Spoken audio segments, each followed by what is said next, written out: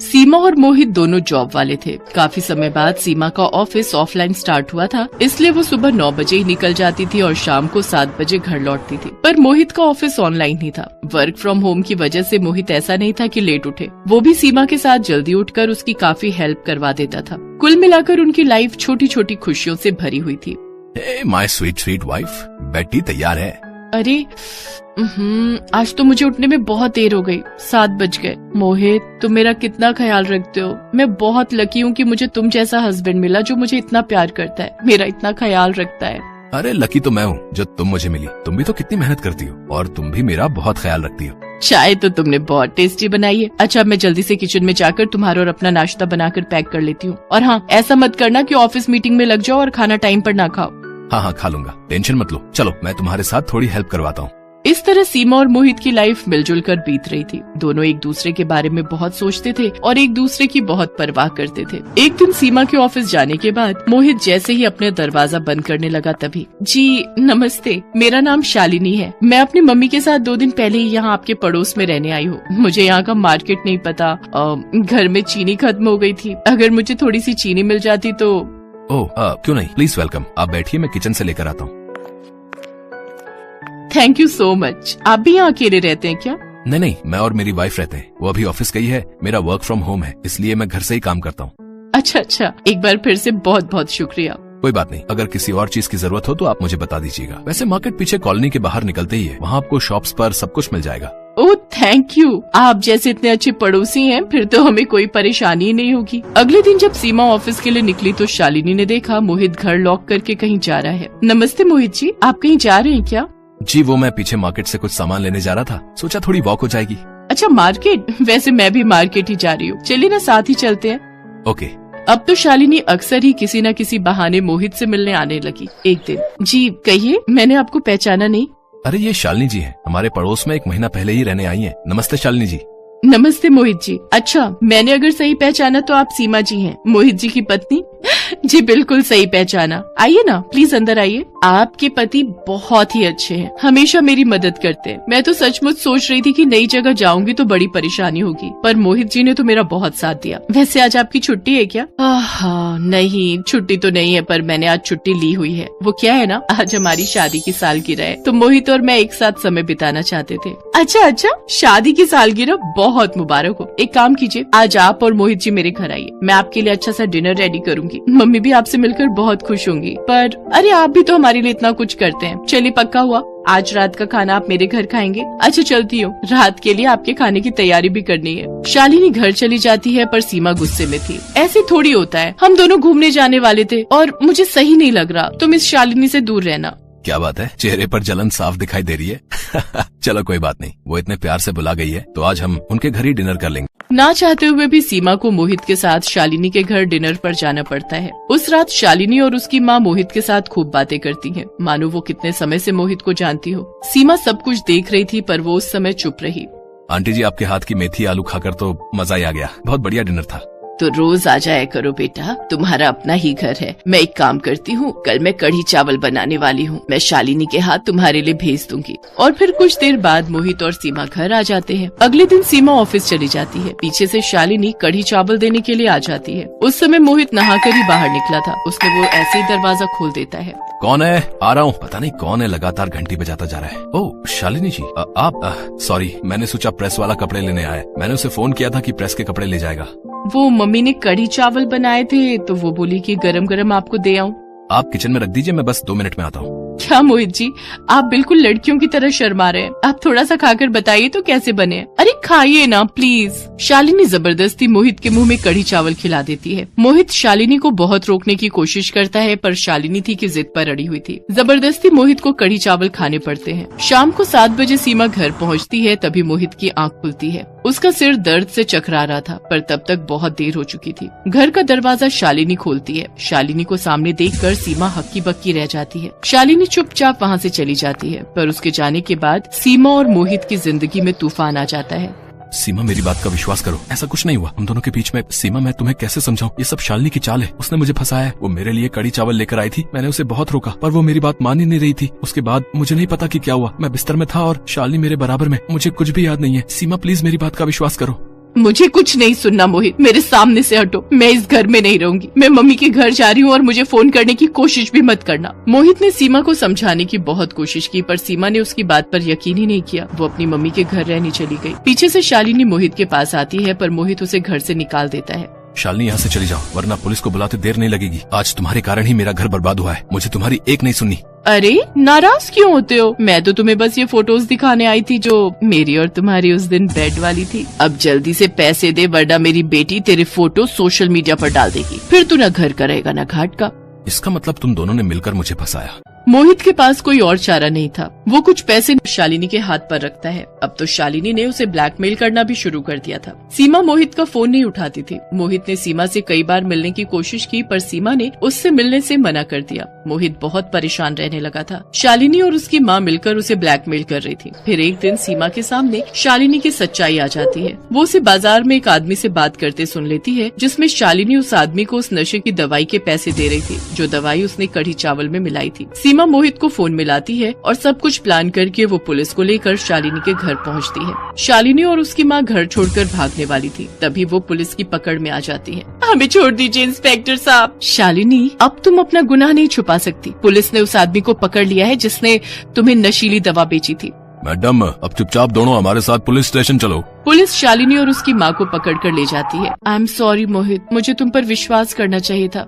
नहीं सीमा, गलती मेरी ही है। मुझे ऐसे किसी अनजान के साथ इतनी बात नहीं करनी चाहिए थी। किसी का कुछ भरोसा नहीं, कौन हमसे किस कारण दोस्ती बढ़ा रहा है। मुझे भी पहले जांचना परखना चाहिए था। मोहित और सीमा एक दूसरे के गले लग जाते हैं। दोनों की आंखों में फिर से एक दूसरे के लिए वही प्यार था जो आंसू बनकर छलक रहा था।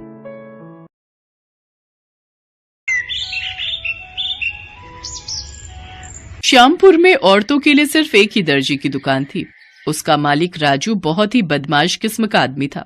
जब उसकी दुकान में कोई औरत या लड़की ग्राहक आती तो वो किसी न किसी बहाने से उन्हें गलत तरीके से छूने की कोशिश करता।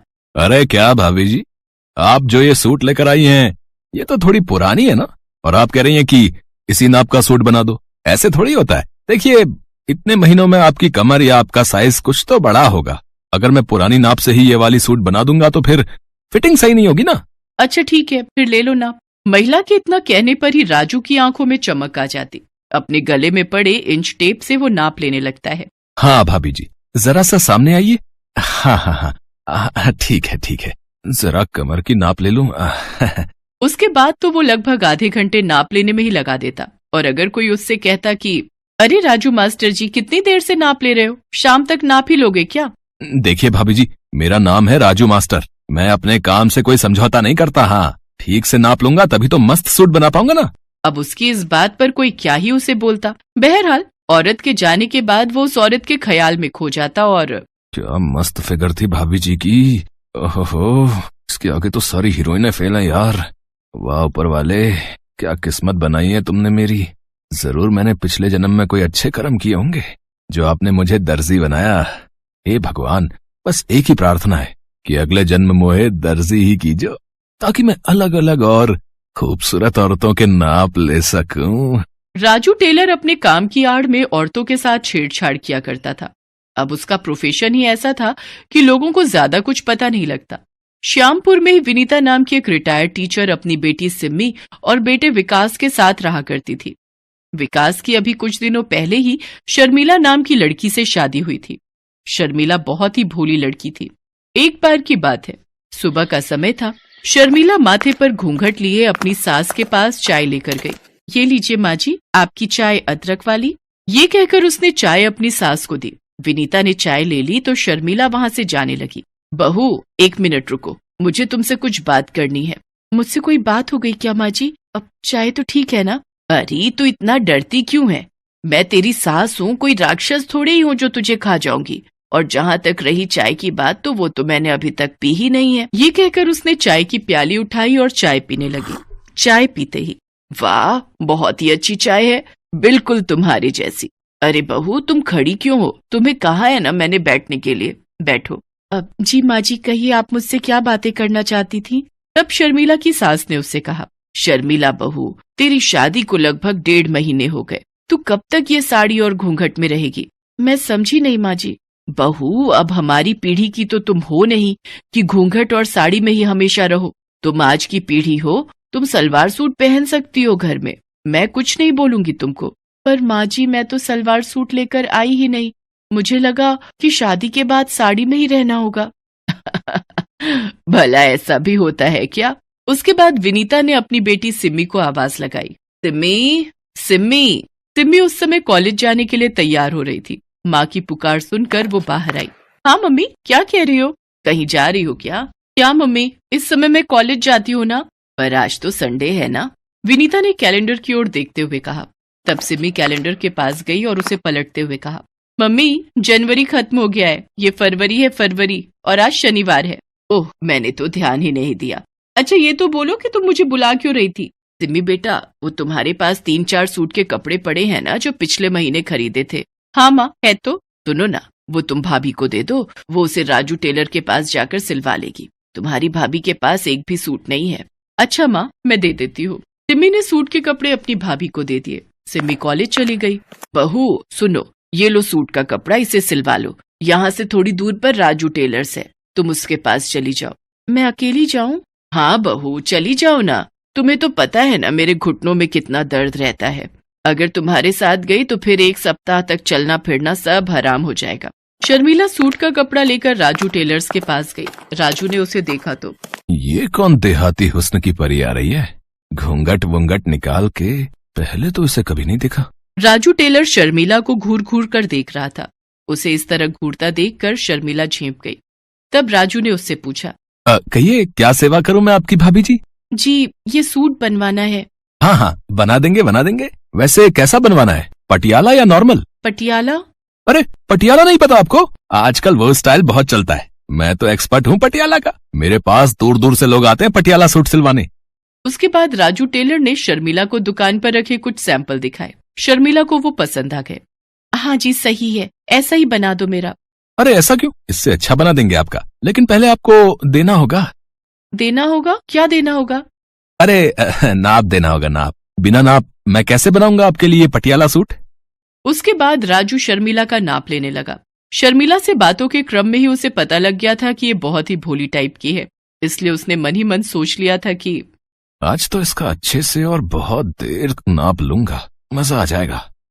नाप लेने के क्रम में राजू बार बार शर्मिला को छू रहा था, और वो छूना नॉर्मल छूना तो नहीं था। ये बात शर्मिला को भी समझ आने लगी थी। भाई साहब, ये आप क्या कर रहे हैं? इस तरह से कौन नाप लेता है? चलिए हटिए, दूर हटिए। अरे क्या हो गया भाभी जी, क्यों गुस्सा हो रही हैं आप? गुस्सा नहीं हो तो क्या करूं? आप ये किस तरह से और कितनी देर से नाप ले रहे हैं? कभी कमर को छूते हैं, कभी इधर हाथ लगाते हैं, कभी उधर हाथ लगाते हैं। ये क्या बात हुई? अरे टेलर को नाप लेने के लिए इधर उधर तो हाथ लगाना ही होता है ना। अब मेरी आंखों में कोई मशीन तो सेट नहीं है कि एक बार किसी को देखें और परफेक्ट नाप ले ले। राजू अपनी बेहुदा दलीलों से अपनी कारगुजारी को ढकने की कोशिश कर रहा था, लेकिन शर्मिला भले ही भोली थी, लेकिन ना समझ तो बिल्कुल भी नहीं थी। देखो, मेरे सामने ज्यादा तेज बनने की कोशिश मत करो, मुझे पता है तुम क्या कर रहे थे। मैं चुपचाप सुन रहा हूं तो इसका ये मतलब नहीं है कि आप कुछ भी इल्जाम लगाओ। अरे मैं कोई नया टेलर नहीं बनाऊं, सालों से यहाँ काम करता हूँ। हाँ, और न जाने कितनी औरतों के सूट सिले मैंने, किसी ने इस तरह से मुझ पर इल्जाम नहीं लगाया जैसे आप लगा रही हैं। अगर आपको मुझसे सूट नहीं सिलवाना तो आप जा सकती हैं, लेकिन इस तरह के बेहुदा इल्जाम तो मत लगाइए मुझ पर। मैं बीवी बच्चों वाला आदमी हूँ। शर्मिला वहां से चली तो गई, लेकिन उसने अपनी सास को सारी बातें बताई। ये तुम क्या कह रही हो बहू? हाँ माँ जी, वो बहुत ही बदमाश दर्जी है, उसने नाप लेने की आड़ में मेरे साथ बदतमीजी की। माँ जी, मुझे तो वो शक्ल से ही बदमाश लगता है। अच्छा सुनो, सिम्मी को आने दो, फिर चलते हैं तीनों मिलकर उस बदमाश दर्जी की दुकान पर। सिम्मी के आने के बाद तीनों ने मिलकर एक प्लान बनाया। इस बार सिम्मी उस दर्जी की दुकान पर गई और सूट सिलवाने की बात कही। अपनी आदत से मजबूर राजू टेलर बेशर्मी के साथ सिम्मी की नाप लेने लगा, लेकिन इस बार उसकी सारी हरकत दूर छिपी उसकी भाभी ने रिकॉर्ड कर ली। फिर उन्होंने पुलिस को फोन कर वहां बुला लिया। थोड़ी देर में पुलिस वहां पहुंच गई। पुलिस को देखकर राजू टेलर के चेहरे का रंग उड़ गया। क्यों रे, तू ही है ना राजू टेलर? जी मैडम, मैं ही हूँ। कोई बात हो गई है क्या? उसके इस बात पर इंस्पेक्टर शशिकला ने उसे एक जोरदार तमाचा मारा और विनीता और शर्मिला द्वारा रिकॉर्ड किया वीडियो दिखाया। बेशर्म, यही करता है तू दुकान में अपनी? औरतों को क्या समझ रखा है तूने? चल तू थाने चल, इतने डंडे तुझे मारूंगी, इतने डंडे तुझे मारूंगी कि तेरी सारी बेशर्मी निकल जाएगी। इंस्पेक्टर शशिकला ने राजू टेलर को जेल भेज दिया। उस पर मुकदमा चला और उसे 5 साल की सजा हुई।